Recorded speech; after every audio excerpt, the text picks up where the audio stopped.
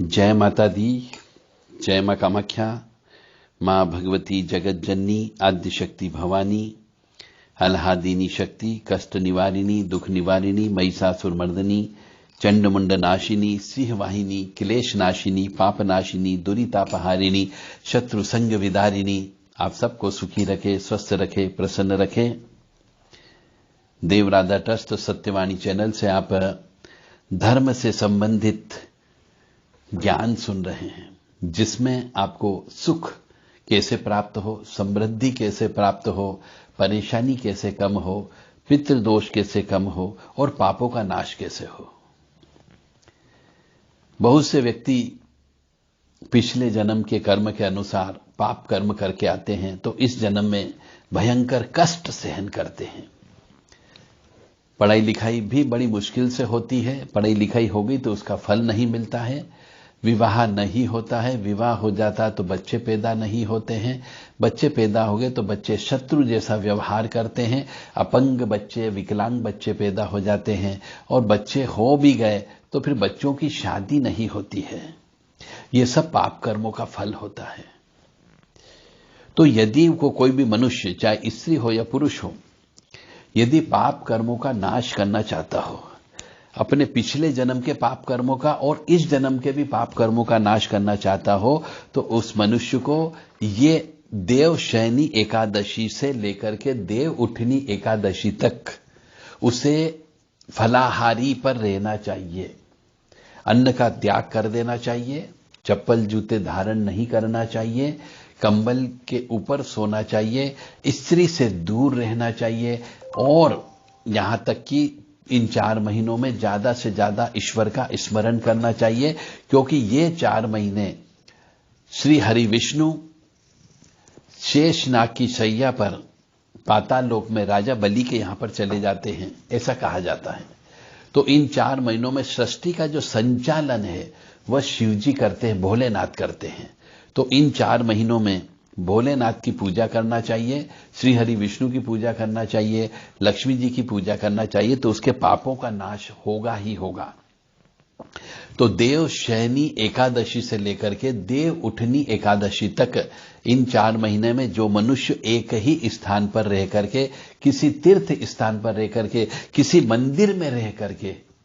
अपनी साधना करता हो, ईश्वर का नाम लेता हो, रोजाना भोलेनाथ को जल चढ़ाता हो, भोलेनाथ की पूजा करता हो, श्री ओम हरि विष्णु जी के नाम लेता हो, ओम नमो भगवते वासुदेवाय का जप करता हो, ओम नमः शिवाय का जप करता हो, ओम महालक्ष्मी का जप करता हो, श्री ओम ह्रीम दुर्गाय नमः का जप करता हो, क्रीम कालिकाय नमः का जप करता हो, तो उसके पापों का नाश अवश्य होता ही होता है। क्योंकि इन 4 महीनों में जो महत्वपूर्ण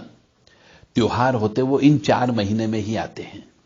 और इन 4 महीनों में जो व्यक्ति जितनी ज्यादा भगवान की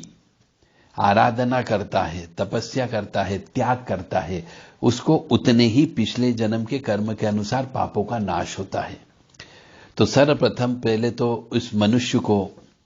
किसी भी तीर्थ स्थान पर जाना चाहिए। देवशयनी एकादशी से तीर्थ स्थान पर 4 महीने रहना चाहिए, किसी धर्मशाला में, किसी मंदिर में रह सकता है, और वहीं पर रहकर के मंदिर की रोजाना झाड़ू लगाना है,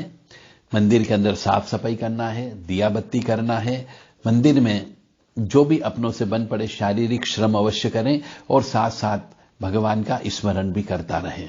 चाहे हनुमान चालीसा का पाठ करें, चाहे बजरंग बाण का पाठ करें, चाहे शिव जी की कोई भी स्तुति पाठ कर सकता हो, देवी मां की स्तुति पाठ कर सकते हैं, श्री हरि विष्णु जी की स्तुति पाठ कर सकते हैं, और मंत्र जप भी कर सकते हैं। तो जो व्यक्ति अपने पापों का नाश करना चाहता हो उस मनुष्य को, और पापों का प्रायश्चित करना चाहता हो, दोनों बातें, क्योंकि भोलेनाथ इस समय सृष्टि को चलाते हैं इन 4 महीनों में, तो भोलेनाथ की उपासना ज्यादा करना चाहिए। वो पृथ्वी लोक पर ही निवास करते हैं।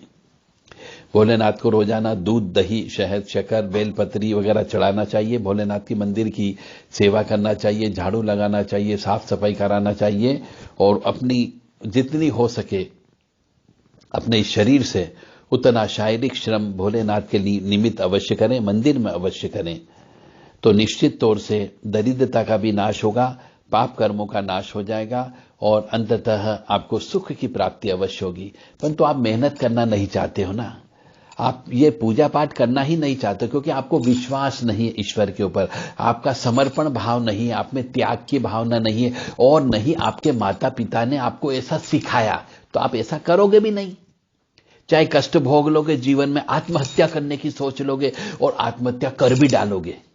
कुछ लोग ऐसे भी होते हैं जो आत्महत्या कर लेते हैं, जब उनसे कष्ट सहन नहीं होता है, हर जगह उनकी बेइज्जती होने लगती है, पैसे पे पैसा खर्च होने लगता है, तो वह आत्महत्या कर लेता है। अरे क्यों आत्महत्या करते हो? अपनी जिंदगी को त्याग कर दो, भगवान को समर्पित कर दो और भगवान की सेवा में लग जाओ, फिर देखो आपको कोई कष्ट की प्राप्ति नहीं होगी। तो जिन जिन मनुष्यों ने पिछले जन्म में पाप कर्म किए हैं, जिसकी वजह से इस जन्म में उनकी पढ़ाई लिखाई नहीं हुई हो, इस जन्म में उनको जो मेहनत करते मेहनत का फल नहीं मिलता हो, इस जन्म में उनका विवाह नहीं हो रहा हो, या विवाह हो गया हो बड़ी मुश्किल से, तो पत्नी छोड़ करके चली गई हो, या फिर पत्नी साथ में हो पर बच्चे पैदा नहीं हो रहे हो, ऐसे मनुष्यों को इन 4 महीने साधना करना चाहिए।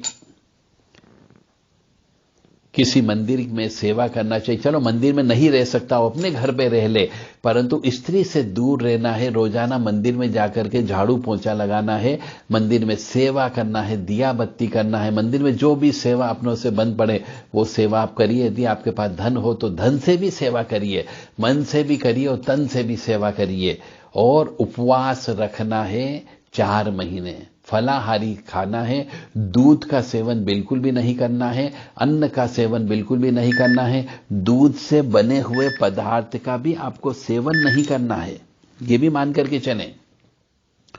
और केवल फल फूल पर आपको रहना है। एक टाइम फलाहारी करना है, वो भी समय निश्चित कर ले, 24 घंटे में एक बार ही आपको अपने शरीर के अंदर डालना है।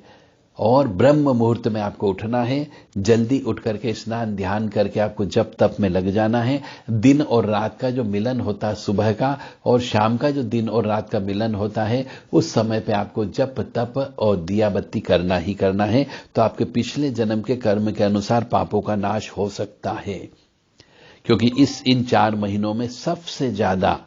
जो अपने त्योहार आते, बड़े बड़े त्योहार, वो इसी समय पे आते हैं।